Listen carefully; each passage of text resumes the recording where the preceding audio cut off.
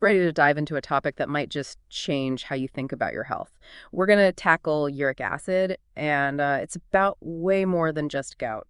Yeah, we're going way beyond painful toes in this deep dive. It's about the bigger picture. How does uric acid, often fueled by something we all know and maybe love a little too much fructose?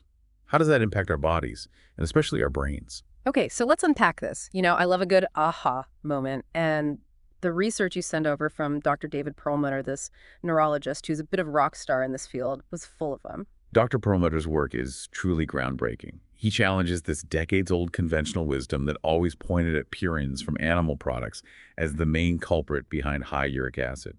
His research really puts fructose in the spotlight as a major driver. Yeah, his book Drop Acid was a real eye-opener. He talks about how medical textbooks have traditionally focused on this very narrow view of uric acid and gout, but it's so much bigger than that. So for those of us who aren't biochemistry buffs, can you break down the science? What's the connection between fructose and uric acid? Absolutely. See, unlike other sugars, fructose takes a more direct route in our bodies. When we consume fructose, it gets metabolized primarily in the liver, and a byproduct of that process is, you guessed it, uric acid. Okay, so more fructose often means more uric acid. But what makes this whole thing so fascinating to me is the evolutionary perspective that Dr. Perlmutter brings in. Can you tell us more about that? Absolutely. Imagine our ancestors, right? They're roaming around and they come across a tree laden with ripe, juicy food, a rare treat packed with fructose. Now, this fructose feast was a signal, a sign that winter was coming, and with it, a period of scarcity. It's like nature's way of saying, hey, winter's coming, stock up. Exactly. Their bodies, finely tuned by evolution, would respond to this fructose influx by flipping a switch. They'd start storing fat more efficiently, conserving energy, all in preparation for the lean months ahead. Wow, that's incredible.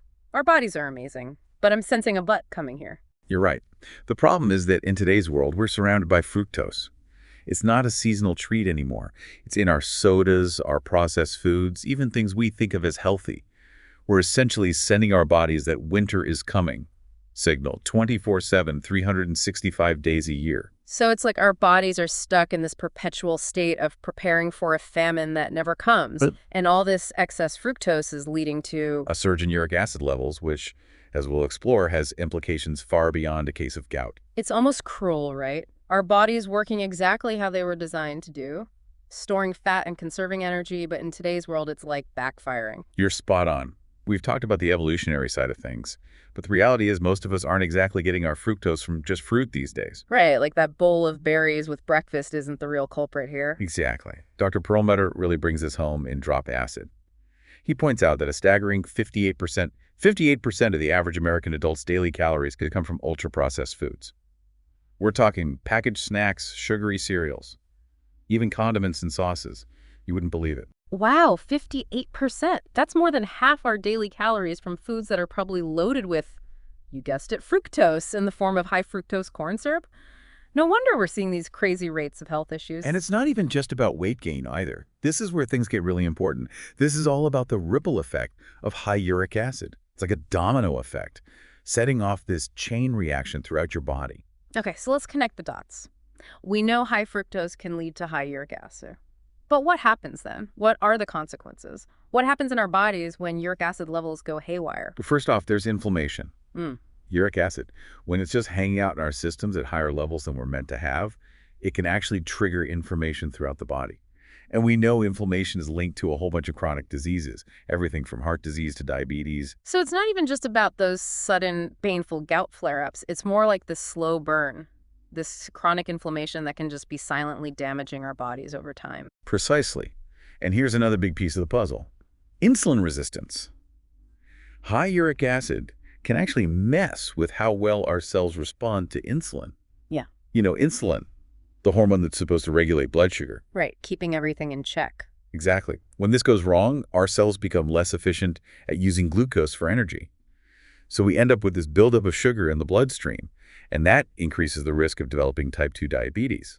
It's amazing how all these different health problems, gout inflammation, insulin resistance, diabetes, they all kind of circle back to uric acid, but I have a feeling it doesn't stop there, does it? What about our brains? Ah, yes. This is where it gets really interesting, especially with Dr. Perlmutter being a neurologist. High uric acid, it doesn't just mess with our bodies, it impacts our brains too. Remember those mitochondria? The powerhouses inside our cells. Right. The ones responsible for producing energy, vaguely, from high school bio. That's the one. Well, high uric acid can actually damage those mitochondria, including the ones in our brain cells, which need a ton of energy. So not great. Not great at all. And when those brain cell mitochondria are messed up, it can lead to something we call mitochondrial dysfunction. Okay, now my brain is starting to hurt just thinking about my brain cells not getting enough energy.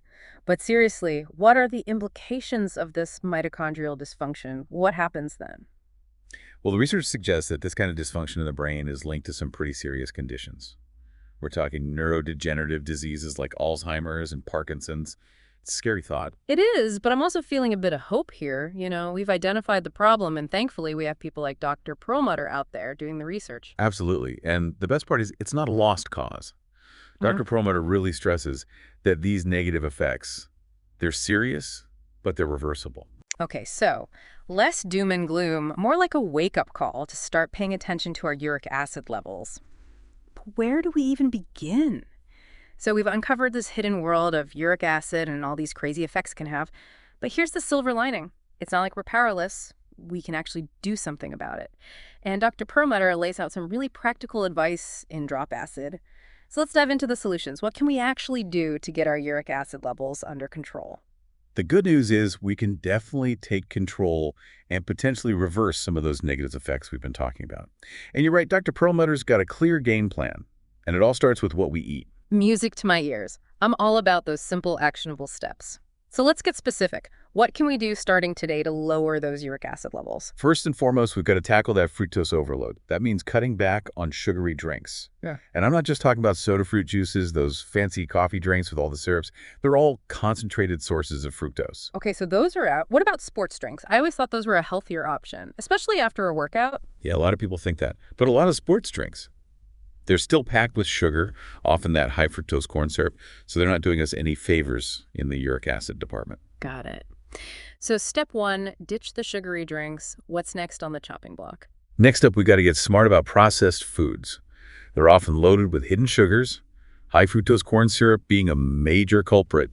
It's kind of scary how many things you wouldn't even think of have added sugars. It really is. I'm thinking bread crackers, salad dressings. You really do have to be a label detective. Exactly. Becoming a label detective is key.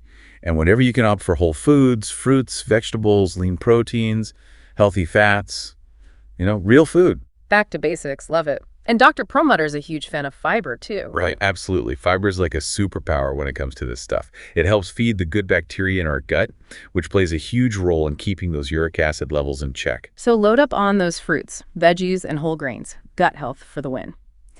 Now, I know from experience that sometimes, even with the best diet, we might need a little extra help. What's Dr. Perlmutter's take on supplements for lowering uric acid? You're right. Sometimes diet alone isn't enough. Or maybe we need a little boost.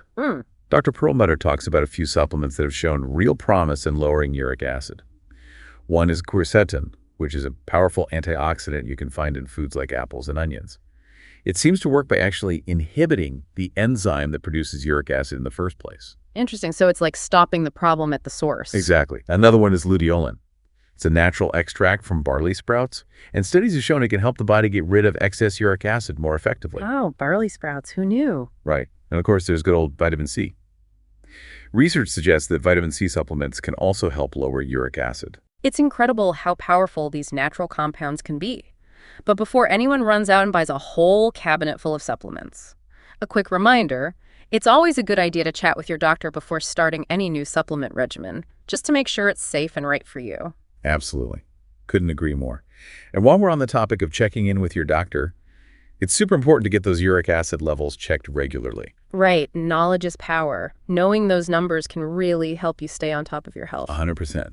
It gives you a baseline and helps you track your progress as you make these changes. Now, besides diet and supplements, are there any other lifestyle factors that play a role here? Sleep. You're probably sensing a theme here. Dr. Perlmutter's all about that good sleep. And for good reason. He's very clear about how important sleep is for overall health, but especially for our brains, which we now know are very sensitive to those uric acid levels. Right. He talks about how poor sleep can actually increase inflammation throughout the body, including the brain. And those crucial brain immune cells, the microglia we talked about, they Yeah, don't function as well when we're sleep deprived. exactly. It all ties back to those microglia and making sure they can do their job. So adding get enough sleep to that to-do list right alongside, ditch the sugary drinks and embrace the fiber. Love it. Well, this has been amazing. We went from this seemingly simple molecule, uric acid, to this whole world of how it affects our bodies and our brains. It's been quite the deep dive. It really has. We've talked about fructose gut health, the impact of our everyday choices. It's a lot to think about. It is, but the good news is we're not just leaving everyone hanging. We're Yeah. giving them the knowledge and the power to actually do something about it. Exactly. This is just the beginning. Keep exploring these topics and really take control of your health. Keep learning. Yeah. Keep those brains healthy and those bodies thriving. Until next time, stay curious.